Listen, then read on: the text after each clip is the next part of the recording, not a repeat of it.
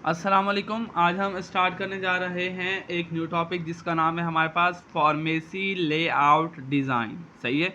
जब भी हमारे पास कोई भी फार्मेसी हमारे पास बनती है तो उसके लिए हमारे पास एक लेआउट डिज़ाइन बनाए जाते हैं। सही है। ये डिपेंड करता है कि हमारे पास जो फार्मेसी है वो किस टाइप की है। आइदर हमारे पास हॉस्पिटल फार्मेसी है, कम्युनिटी फार्मेसी है या रिटेल फार्मेसी है। सही है।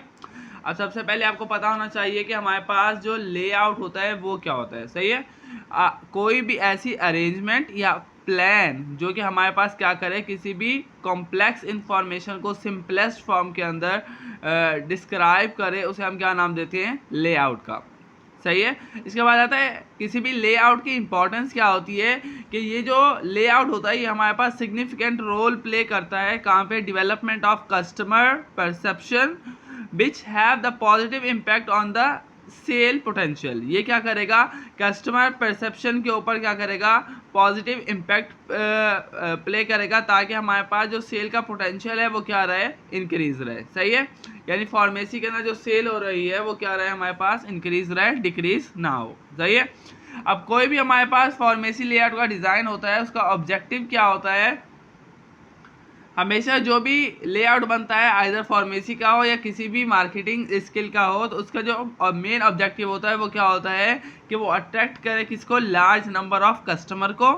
सही है। इंक्रीज करे सेल को और डिक्रीज करे सेलिंग एक्सपेंसेस को। सही है। यानी आप प्रोडक्ट सेल कर रहे हो, उसके लिए आपके पास एक्सपेंसेस कितने लग रहे हैं उसको क्या करे, कम करे, लेकिन जो सेल है प्रोडक्ट की वो क्या हो, हमारे पास इंक्रीज हो। सही है।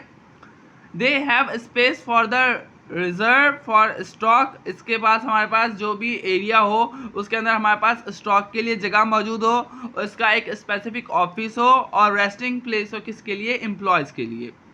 सही है। प्रॉपर एंट्रेंस हो किसके लिए, गुड्स के लिए, यानी जो सामान आ रहा है या जा रहा है उसके लिए स्पेसिफिक एंट्रेंस हो, और मिनिमाइज करे क्या, उस एरिया के अंदर मूवमेंट ऑफ कस्टमर की मूवमेंट इतनी ना हो किसी भी ड्रग स्टोर के ऊपर। ये उसका क्या होगा, मेन ऑब्जेक्टिव होगा किसी भी फार्मेसी लेआउट का। अब नेक्स्ट आता है हमारे पास टाइप्स ऑफ लेआउट। हमारे पास 3 तरह के लेआउट्स की टाइप होती हैं। एक होता है क्लर्क और पर्सनल सर्विस लेआउट। फर्स्ट से पहले आती है हमारे पास, या तो किसी भी फार्मेसी के अंदर एक क्लर्क मौजूद होगा, सही है, कोई असिस्टेंट मौजूद होगा, या हमारे पास पर्सनल सर्विसेज प्रोवाइड की जाएंगी अपने कस्टमर को कि वो हमारे पास क्या करे, उस फार्मेसी के ऊपर आए, उसके अंदर अपने प्रोडक्ट क्या करे, सिलेक्ट करे और उसके रिट्रीविंग क्या करे, वहाँ से वापसी करे। सही है। इसका मेन मकसद क्या होता है कि ये हमारे पास मैक्सिमम इंटरेक्शन करवाता है किसका, कंज्यूमर और फार्मेसी पर्सनल का। तो ये जो फार्मेसी का पर्सन होगा और जो कंज्यूमर होगा उसका इंटरेक्शन क्या होगा, ज़्यादा होगा। सही है। और ये एम्फसाइज करता है कि कस्टमर सर्विसेज क्या रहे हमारे पास, मेंटेन रहे या और इंक्रीज होती रहे। सही है। नेक्स्ट आता है हमारे पास सेल्फ सिलेक्शन लेआउट।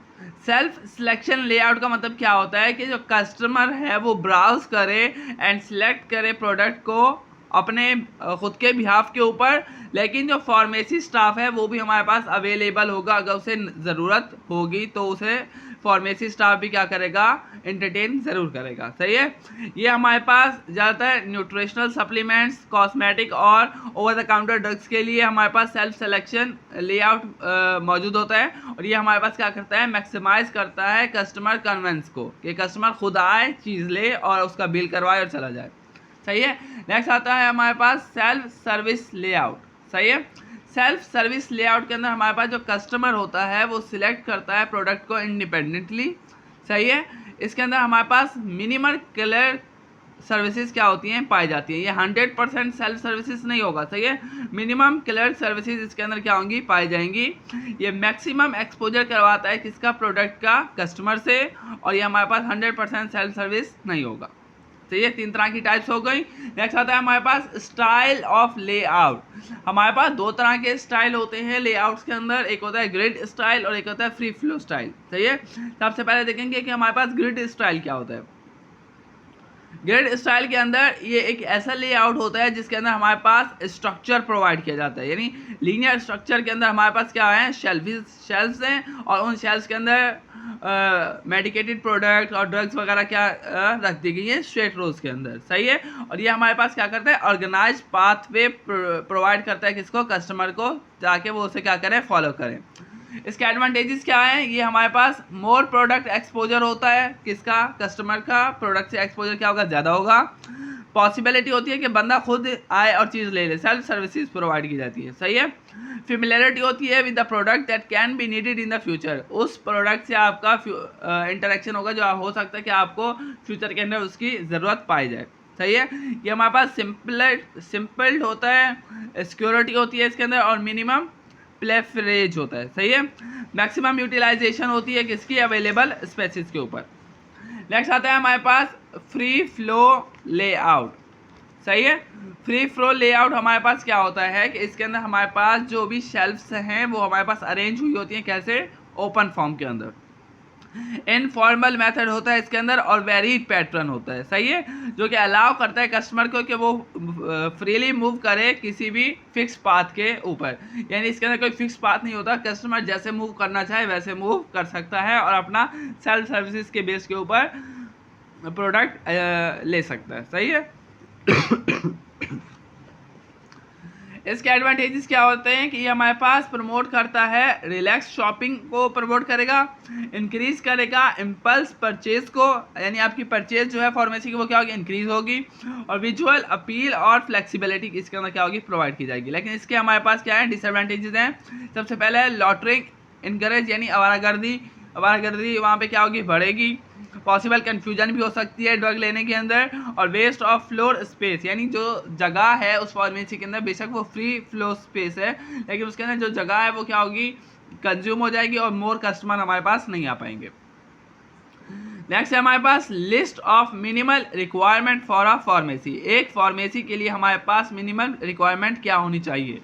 सबसे पहले प्रीमिसेस यानी वो जगह जिसके अंदर हमारे पास फार्मेसी बननी चाहिए वो कैसी होनी चाहिए।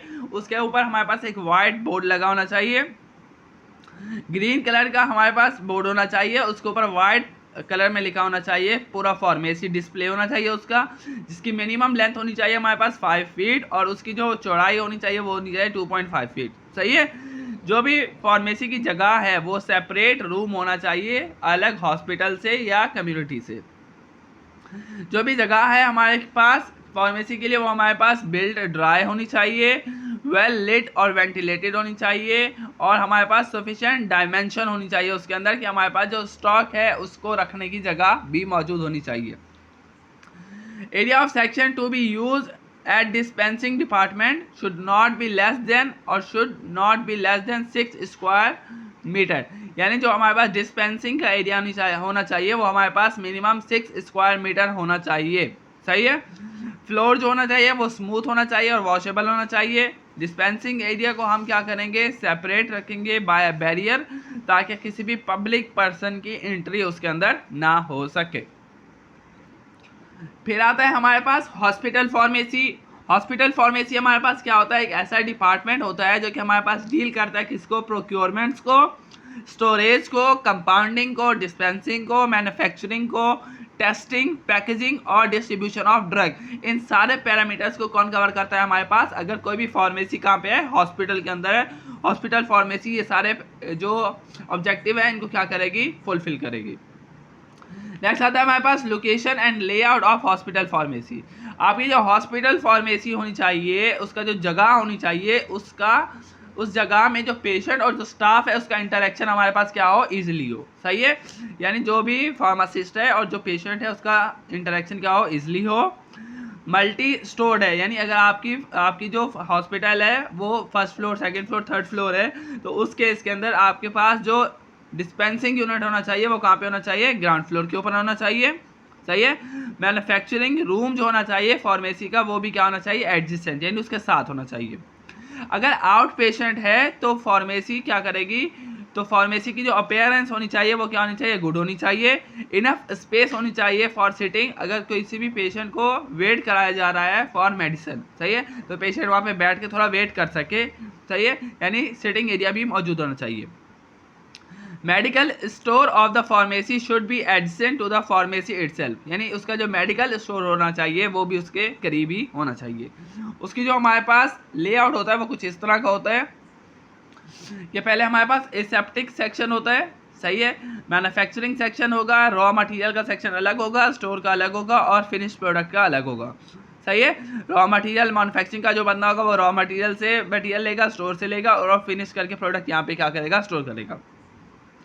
ये पैसेज होता है जहाँ पे हमारे पास कोई भी पेशेंट आएगा, डिस्पेंसिंग यूनिट पे जाएगा या एडमिनिस्ट्रेशन सेक्शन के अंदर जाएगा और प्रोडक्ट जो उसकी प्रिस्क्रिप्शन के अंदर लिखी गई होगी वो क्या करेगा, वहाँ से डिस्पेंस करके अपनी प्रिस्क्रिप्शन को क्या करेगा, कैरी आउट करेगा। नेक्स्ट आता है हमारे पास कम्युनिटी फार्मेसी। अब कम्युनिटी फार्मेसी क्या होता है, ये हमारे पास डील करता है डायरेक्टली किसको, आवाम को, यानी जो हमारे पास लोकल पीपल होंगे उनको क्या करेगा, डील करेगा लोकल एरिया के अंदर, सही है। इसकी रिस्पॉन्सिबिलिटी क्या होता है कि ये कंपाउंडिंग के अंदर counselling, checking, dispensing of prescription of drug to the patient with care, accuracy and legality, सही है। एक तो एक्यूरेसी होनी चाहिए, केयर होनी चाहिए और ये देखना चाहिए कि जो ड्रग हम पेशेंट को प्रिस्क्राइब कर रहे हैं आइदर वो लीगल है भी या नहीं है। नेक्स्ट आता है हमारे पास इसकी जो फिजिकल फैसिलिटीज़ होनी चाहिए वो क्या क्या होनी चाहिए कि एक जो हमारे पास कम्युनिटी फार्मेसी होगी उसके अंदर एक एडमिनिस्ट्रेटिव ऑफिस होना चाहिए, उस एडमिनिस्ट्रेटिव ऑफिस के अंदर एक चेयर और स्टूल्स होने चाहिए, हमारे पास एक टेबल होनी चाहिए, बल्क स्टोरेज के लिए अलग जगह होनी चाहिए, नारकोटिक और डेंजरस जो ड्रग होती हैं वो एक लॉकर के अंदर हमारे पास सेव हो, सही है, यानी अगर कोई नारकोटिक का पेशेंट आता है तब हम उसे देंगे। मैन्युफैक्चरिंग और रीपैकेजिंग की जगह अलग हो, आईवी सोल्यूशन की कंपाउंडिंग जो होगी वो कम्युनिटी फार्मेसी के सेक्शन के अंदर अलग होगी। इन पेशेंट डिस्पेंसिंग और आउट पेशेंट डिस्पेंसिंग के लिए अलग अलग प्रोटोकॉल्स होंगे हमारे पास। इस सबसे मेन हमारे पास क्या होगा, मेडिसिन इंफॉर्मेशन रिसोर्स सेंटर, आप उस मेडिसिन की इंफॉर्मेशन कहाँ से ले रहे हो, सही है, कौन से आर्टिकल से ले रहे हो, कौन से बुक से ले रहे हो, ये हमारे पास मेन होता है, सही है। फिर इमरजेंसी मेडिसिन स्टोरेज, अगर किसी भी कोई भी मेडिसिन अगर किसी पेशेंट को नीड होगी जो कि हमने इमरजेंसी के अंदर देनी है, सही है, तो उसकी स्टोरेज की जगह हमारे पास क्या होनी चाहिए, अलग होनी चाहिए उस कम्युनिटी फार्मेसी के एरिया के अंदर। ये टोटल हमारे पास क्या था, फार्मेसी लेआउट का डिज़ाइन था, सही है। फर्दर इससे रिलेटेड जो भी अगर आपकी कोई क्वेश्चन है तो हम नेक्स्ट लेक्चर के अंदर डिस्कस कर लेंगे।